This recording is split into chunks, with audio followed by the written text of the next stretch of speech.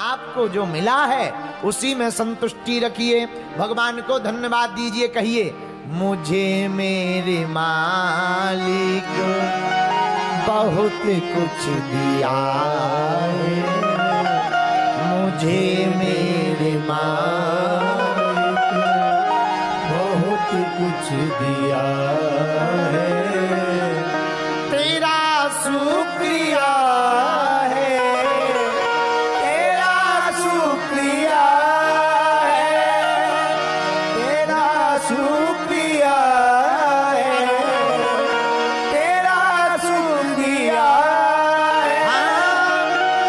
मुझे मेरे मालिक बहुत कुछ दिया है, मुझे मेरे मालिक बहुत कुछ दिया है।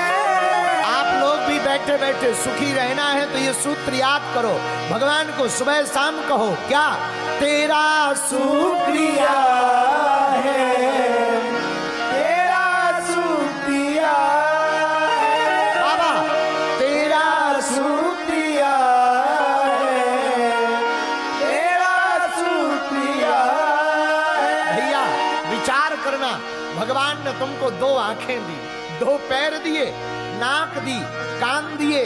भैया तुम चल पा रहे, बोल पा रहे। कभी विचार करना, भगवान ने तुम पर कितना उपकार नहीं किया।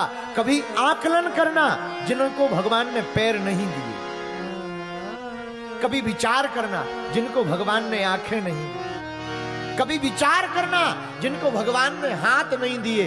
तुम्हारे ऊपर भगवान का कितना उपकार है। तुम्हें घर दिया, द्वार दिया, परिवार दिया और भारत जैसा राष्ट्र में तुमको जन्म दे दिया। कितना भगवान का उपकार है। इसलिए भगवान को सुबह शाम कहिए, मुझे मेरे मालिक बहुत कुछ दिया है, इसीलिए तेरा शुक्रिया, तेरा शुक्रिया। भगवान ने दिया क्या? क्या क्या? ये जर्जात दी है, ये औलाद दी है, ये जर्जात दी है बाबा, ये औलाद दी है।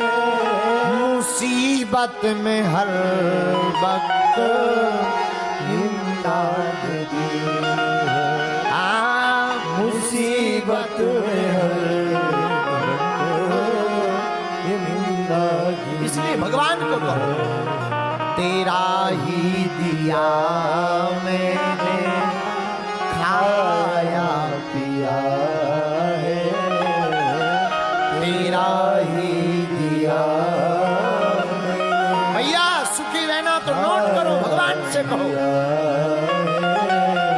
तेरा शुक्रिया है, तेरा शुक्रिया है, तेरा शुक्रिया है, तेरा शुक्रिया है।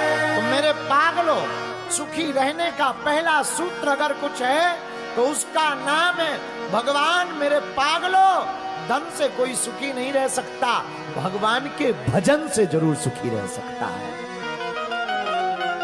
और दूसरा सूत्र, दूसरों का देख करके ईर्ष्या मत करो, भगवान को धन्यवाद करो। दूसरों के पास कुछ भी प्राप्त हो जाए, भगवान को कहो जैसे उनको दिया वैसे हमको दें।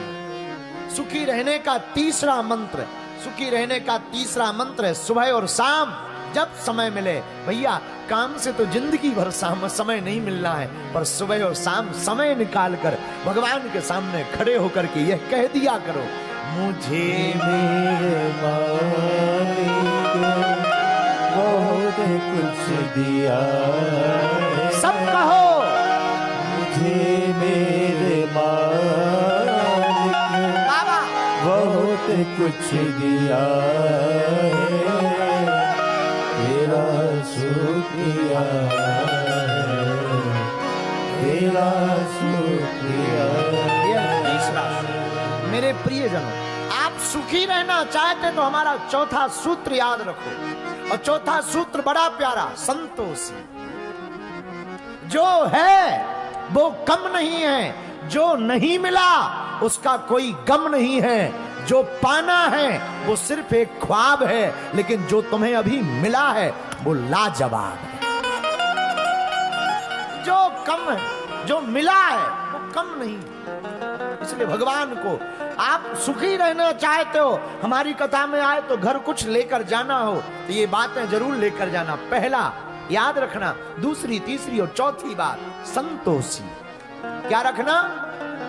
जोर से बोलो, संतोष। पांचवा सुखी रहने का सूत्र है, आप क्षमावान बनो, क्षमा करो। कोई भी अपराध कर दे, मेरे पागलों, कोई तुम्हारा बुरा करे तो तुम उसके पीछे मत पड़ जाया करो। जितनी एनर्जी, जितनी ऊर्जा, जितनी ताकत, जितनी बुद्धि, जितना विवेक तुम दूसरे को बदला लेने में लगाते हो, तुम में दम हो तो उससे बदला लेने की जगह उसको बदल डालने में अपनी ऊर्जा को लगाओ। अगर आप बदल डालोगे तो हम दावे के साथ कहते हैं तुम्हारी ऊर्जा सदुपयोगी होगी। तो ये पांचवा सूत्र तुम्हें याद रखना। पंचम सूत्र बड़ा प्यारा है, सबको क्षमा करो। छठवां सूत्र याद रखो, सुखी रहने का।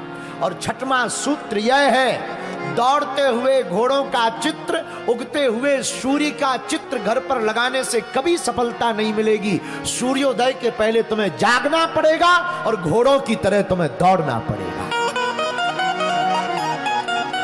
और अगर आप सूर्योदय के पहले जागोगे और घोड़ों की तरह मेहनत करते हुए दौड़ोगे तो मेरे पागलों, मीरा को राम मिले, रसखान को, सूरदास को, महावीर को, रैदास को, सबरी को, केवट को, हम कलिकाल में तुमको कहते हैं कि तुमको भी भगवान कृष्ण मिलेंगे, भगवान राम मिलेंगे, तुमको भी लक्ष्य प्राप्त होगा। ये छठवां सूत्र याद रखना। सातवां सूत्र और प्यारा है, और सातवां सूत्र सहज ये है, मेरे पागलों, सरल रहो, विनम्र रहो, अभिमान में मत जियो। जो है भगवान का दिया हुआ है, जो तुम्हें मिला भगवान की कृपा से मिला, गुरुदेव की कृपा से मिला। निराभिमानी रहो। अगर तुम ये 7 सूत्र अपनी जिंदगी में उतार लोगे, इंदौर के पागलों, दुनिया की ताकत तुम्हारी जिंदगी में कभी दुख नहीं ला सकती है। बोलो सीताराम। लेकिन आपको इन सूत्रों पर सुनना बहुत अच्छा लगता, कहना बहुत प्यारा लगता, चलना बड़ा बहुत कठिन है, पर चलवाने के लिए भी किसी का सहारा लो। किसका? हमारी श्री प्रियाजू राधा रानी जी के चरणों को पकड़ करके कहो, कर दो बेड़ा पार।